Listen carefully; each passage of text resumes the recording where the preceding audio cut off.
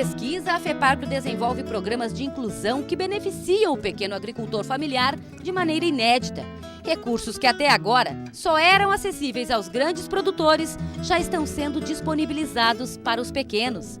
Um exemplo é o Programa Estadual de Incremento da Qualidade Genética da Pecuária de Leite e Carne, o Dissemina, que em parceria com a Secretaria da Agricultura e Prefeituras Gaúchas vai levar a inseminação artificial até os produtores que não têm condições de pagar pela tecnologia.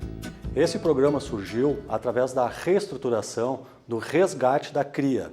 A CRIA é a Central Rio Grandense de Inseminação Artificial.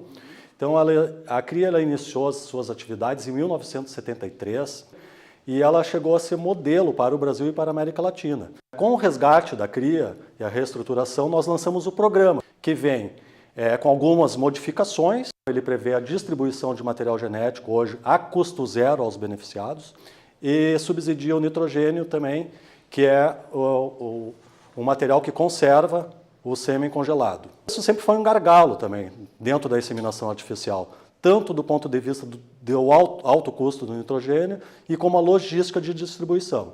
Pois bem, estamos disponibilizando aos conveniados uma caminhonete utilitário e um botijão de nitrogênio e um kit de inseminação artificial em regime de comodato.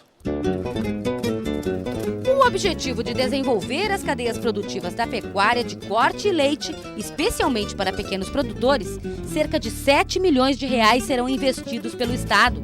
Os 30 kits da primeira fase do programa já estão sendo entregues aos municípios beneficiados. Até o final do ano, mais 50 deverão receber. E num terceiro momento, outras 62 prefeituras receberão o veículo e os equipamentos. A prefeitura disponibiliza um responsável técnico. Esse responsável técnico é o nosso elo de ligação entre Secretaria da Agricultura, FEPAGRO, Prefeitura e produtor rural. Esse responsável técnico, através de uma equipe de inseminadores, ele vai levar esse material genético dentro da propriedade. A inseminação artificial é uma prática consagrada e com resultados comprovados, mas o custo alto dificulta o acesso de muitos produtores.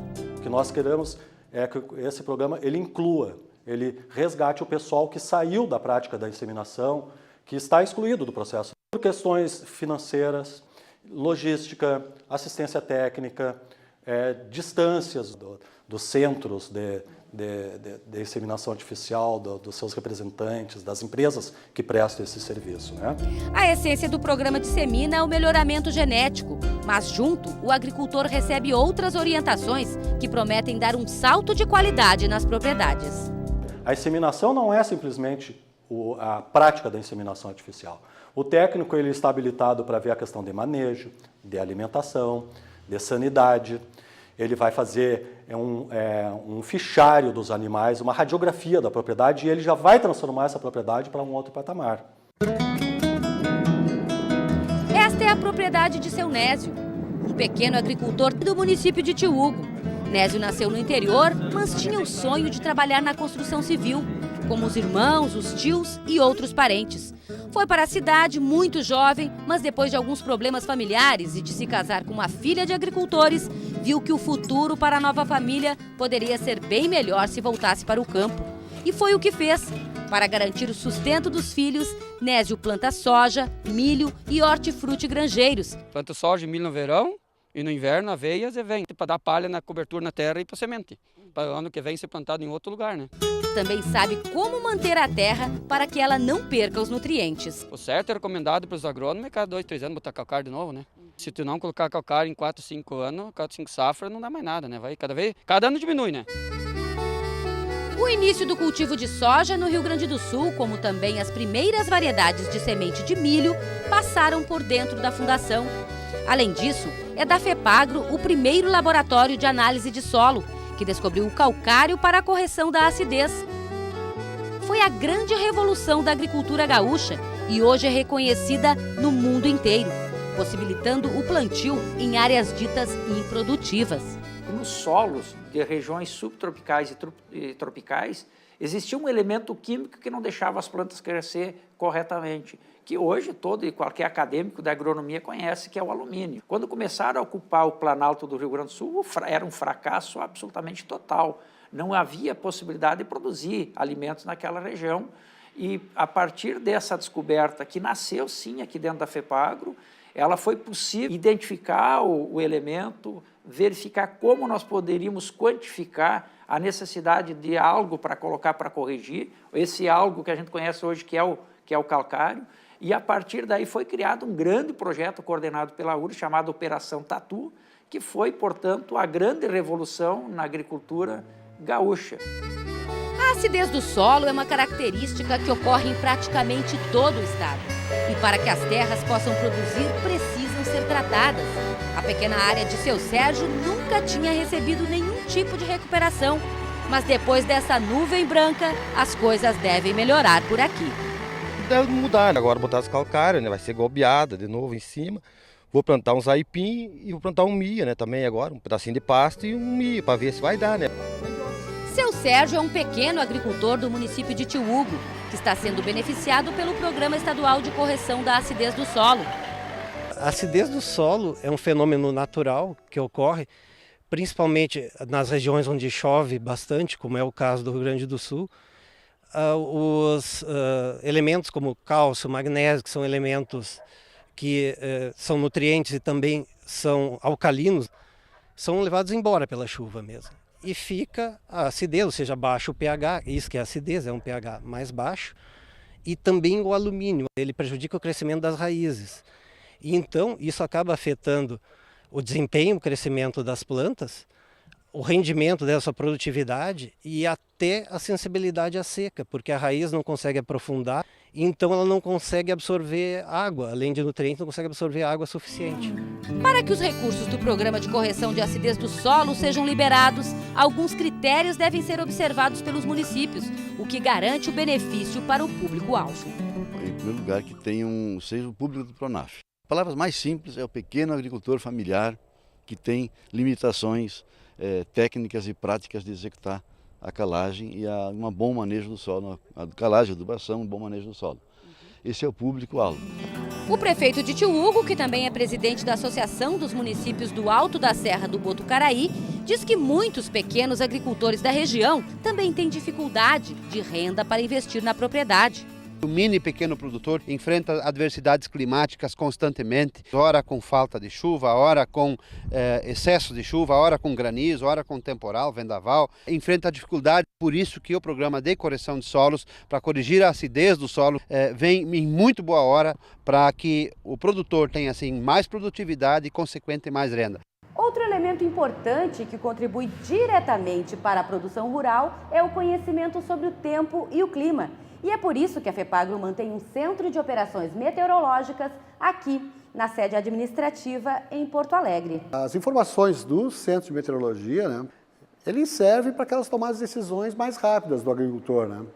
A aplicação de algum insumo, né, preparar o solo para determinada lavoura, né, período de colheita ele pode fazer. A partir dessa previsão de tempo, né, que é gerada a partir do dado meteorológico, se tem o dado mensal, por exemplo, que é inserido em outro modelo, que é o modelo de previsão climática. A partir da previsão climática, que é uma projeção para 1, 2, 3 meses à frente, até muitas vezes 6 meses, nós trabalhamos até 3 meses aqui no centro, é aí que o produtor pode fazer, né, uma interpretação daquele dado, né, daquela informação, e ele consegue projetar a sua safra, por exemplo, um período maior. Tamanho da área que vai plantar, né, o que ele pode se planejar, o que ele vai gastar ao longo daquele período, se vai chover mais, chover menos, né?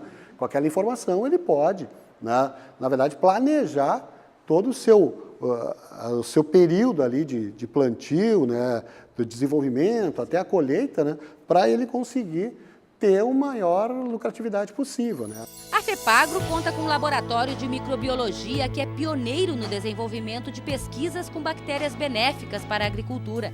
Elas são utilizadas para fabricar inoculantes capazes de substituir os adubos comuns. A bactéria ela é selecionada do solo e depois ela é testada em casa de vegetação com a espécie de planta correspondente para ver a resposta dela. Se promover o crescimento, um produto é desenvolvido a partir daí que pode ser aplicado pelo produtor. Custa acho que 1/10 do preço de um adubo nitrogenado.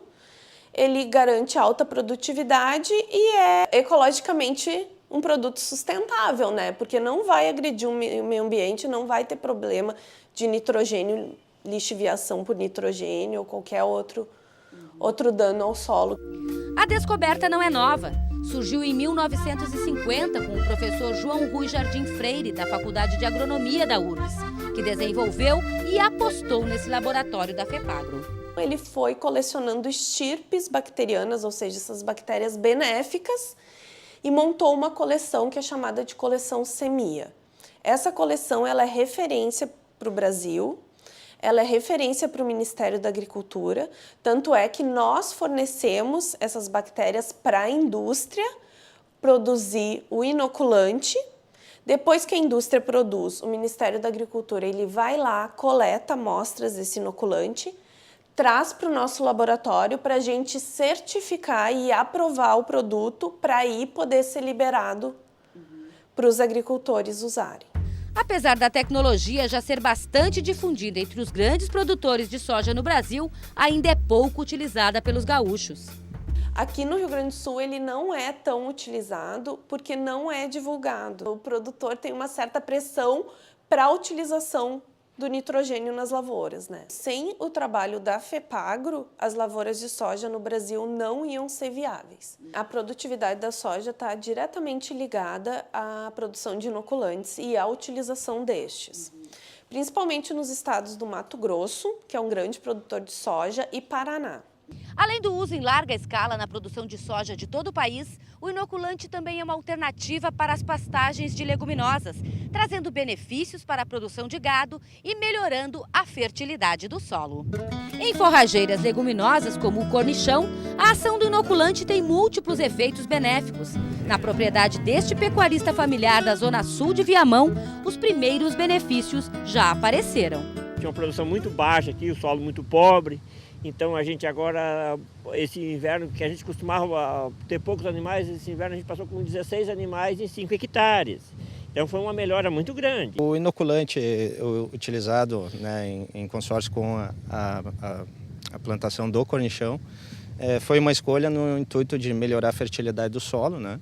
Porque através da simbiose que o risóbio, o inoculante, faz com a raiz da leguminosa, é possível capturar o nitrogênio atmosférico e disponibilizar no solo. No caso do Sr. João, né, melhorando um solo que já tinha uma condição tanto que pobre em fertilidade, e com isso disponibilizando mais forragem e melhorando a produtividade da pastagem dele. Está melhorando o solo, melhora a produção, melhora para o gado, né? Então, e o melhor de vida também, porque aí, né, é um conjunto.